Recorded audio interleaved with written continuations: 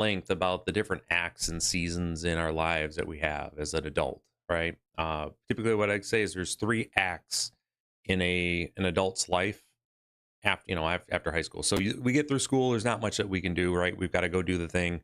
But once we graduate and we move out into the world, now we start act one, which is just figuring out what the heck it even means to be an adult, who we are outside of the scope and influence of our parents, our teachers, and everything. It's just who are we? And that usually runs from like age 18 to 38 to 40, 42, something like that. And at that point, people shift into their second act, which is, okay, now I know what I want to do with my time, with my work. Where are my values at? Where am I at as an individual? And what do I want to do? And they make that shift. And that's why you see a lot of people who open small businesses are usually late 30s, early 40s, where they've decided, like, you know what, I want to do something different more in my life, and I'm going to start a small business. Or that's where people shift careers. They started in one spot, now they're going to do something completely different.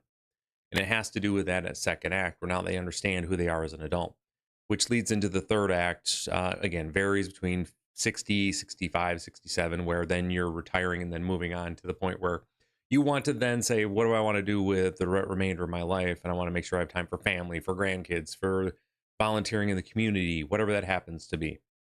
And that's act three. And then obviously scene, right? And we're done.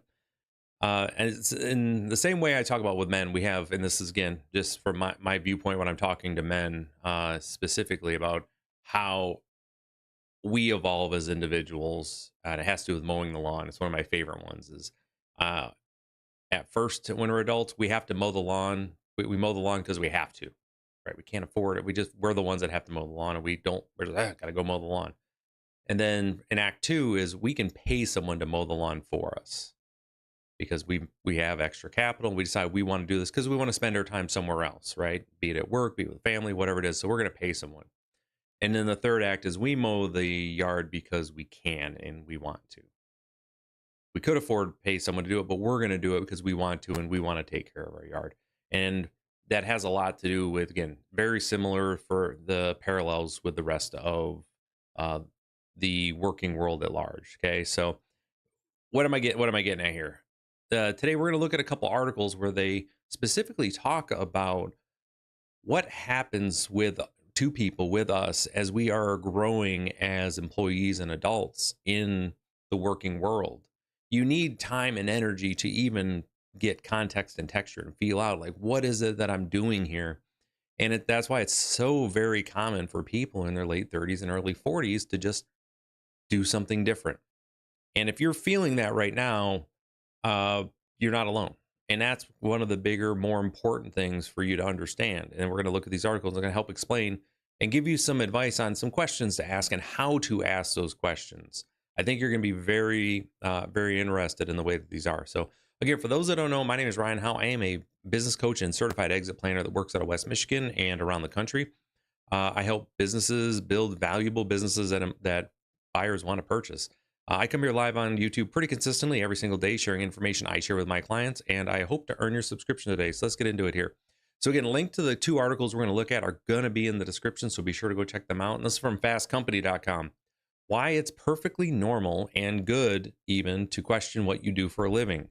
I will say this definitively. You should be questioning what you're doing at all times, all the time, not just at work. That should be something that you're doing in a constant state of analysis, just to ensure that you are, hey, why am I doing stuff? That you're not just doing it out of habit, that there's a reason that you want to do it. I have something I've talked to my family about at length, and friends and folks that I work with, is I stopped drinking years ago, and it was simply just because one day I went to grab a beer and I was like, why am I having a beer? And I didn't have a good answer. And I haven't touched a drop since. It wasn't that I was drinking too much or anything. I just didn't have a good reason why I was having a beer. So I just stopped. It's been, and I see that with people at work and everything else. So let's take a look here. Big thing here is understand it's not a crisis. Like, that's probably the biggest piece here. We're going to skip over this. The lady was talking about her kid having vision and everything. But, for years, I thought something was wrong with me for not having a clear, unwavering position. But I've come to see that questioning, evolving, and pivoting are not signs of failure. They're part of growth. In fact, re-examining our careers in midlife is not just normal. It's healthy and expected part of development. The idea that we should have everything figured out by our 30s or even our 40s and beyond is a myth. And frankly, I'm and just from my end, it's ignorant of for many people to think that you need to have it figured out at 18. It's one of the reasons why college drives me nuts. But these young men, and again, I've got a master's degree. I did mine. I did mine. All my schooling was during my time in the military, and it was night school and distance learning. And the amount of money that people go into debt, and these $100,000 decisions that these young men and women are making at 18 for something that they don't even know who they are yet. It's always bothered me. And this is a case in point. The vast majority of people don't actually end up working long term in the job, in the career that they went to school for. The numbers are there. And so anyways, the idea we should have everything figured out in our 30s, even our 40s beyond, is a myth and ignores how people evolve over time. So if you're feeling uncertain about what comes next, it's an opportunity rather than a crisis. It's normal. We want to normalize this as much as possible, folks, that it's okay to take a second look. The developmentally speaking, midlife is a natural time for reevaluation. Psychologist Eric Erickson identified the stage as one of generativity versus stagnation, where people seek to meaningful contributions in their work, families, and communities. This is a time when many individuals begin to ask themselves questions like, is what I'm doing making a difference? Or am I spending my time in a way that truly matters to me? These questions are not just existential musings, they're a signpost for change and growth. And again, beyond Erickson, adult development theorists such as Keegan and Levinson have explored how our eternal meaning-making systems evolve over time. And that's what I was getting to at the beginning, where we have these different seasons that we're in as in adulthood. Our brains have finally around 25, they finally matured and developed fully, and we're able to really start to, at that point, take stock of what's going on out there and make better decisions, either for ourselves or families, and how we want to be able to do things. Now, Keegan's theory of adult development suggests we move through different stages of self-authorship, shifting from external definitions of success to more internalized. And this is something where I talk about at length with my clients about is understanding the locus of control, right? Location of the control do you have, is the control for your life, does it feel like it's from outside influence or is it from inside? Do you get to make decisions about your life? And as we grow older and we are able to move through life, more and more of everything that's going on is because of the decisions that we make. So it's an internalized locus of control. That's what we want to get to. Hey, look at this. I didn't even read Levison before, but he uses seasons of life. Look at that.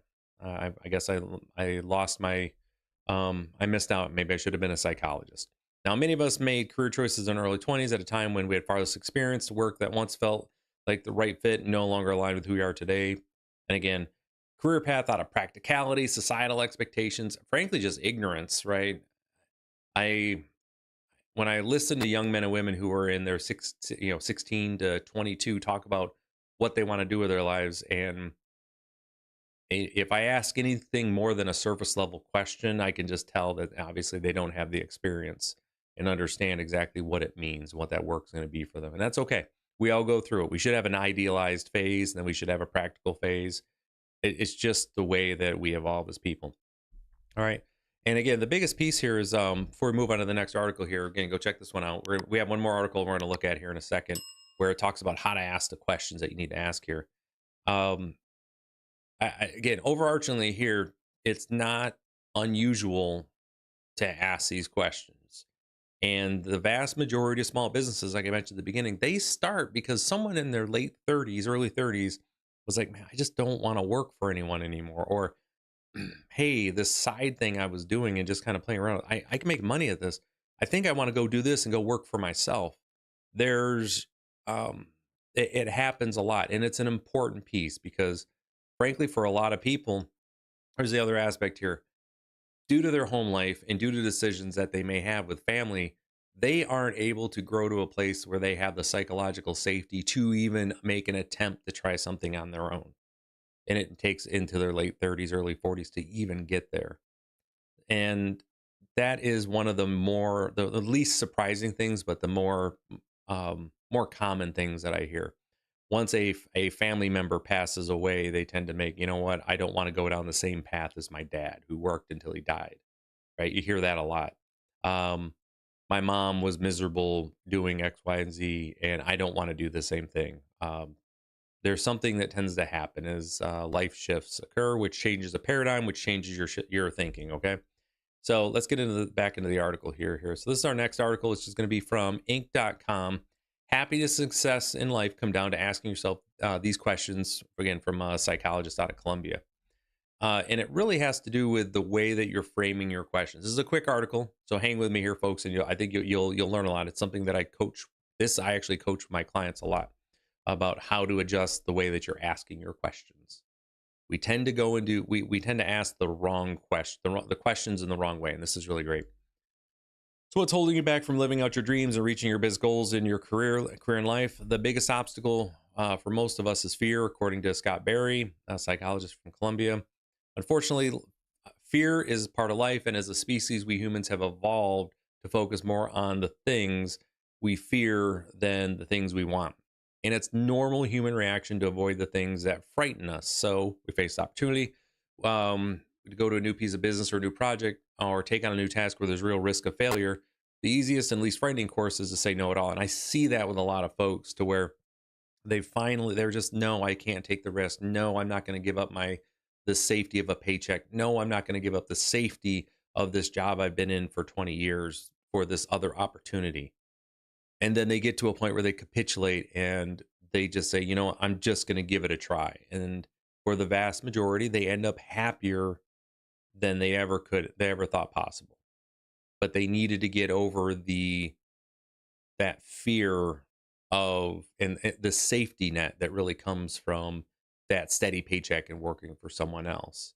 In the last few years, I think we've seen a lot of individuals whose jobs have gone away due in the tech industry and other areas, where they thought they had a path, and then boom, now they have no work and having to refigure it out. Okay. So let's keep going here. Now, how can you get past this resistance to negative emotion? And we can unlearn fear and learn hopefulness instead. And again, I love Kaufman, one of my favorites here. He has a simple but brilliant question for how to start. Ask questions that begin with what. Too often we start with why questions. Why do you feel that way? No, that's not what we want to have. Why can't I get something going? Why do I keep failing or getting rejected? Why won't anyone give me a chance? Those all might be some useful questions. However, they aren't. We want to start with what questions. They're more effective. So let's get into this here. So, but what questions are more effective? If you learn your latest pitch didn't go well, instead of asking why you can't get it right or why bad things happen to you, ask what questions. For example, what are you feeling in this moment? What can you do right now that would make you feel better? What can you do to improve your chances of success next time? That last question is one that that when I'm talking with clients and I'm coaching them, is that we want to start with what can you do? And it has to do, and the thing with what questions, they, again, go check out the link to the article in here. And I want to spend a second on this, is the thing with what questions, they require, the answers are action oriented.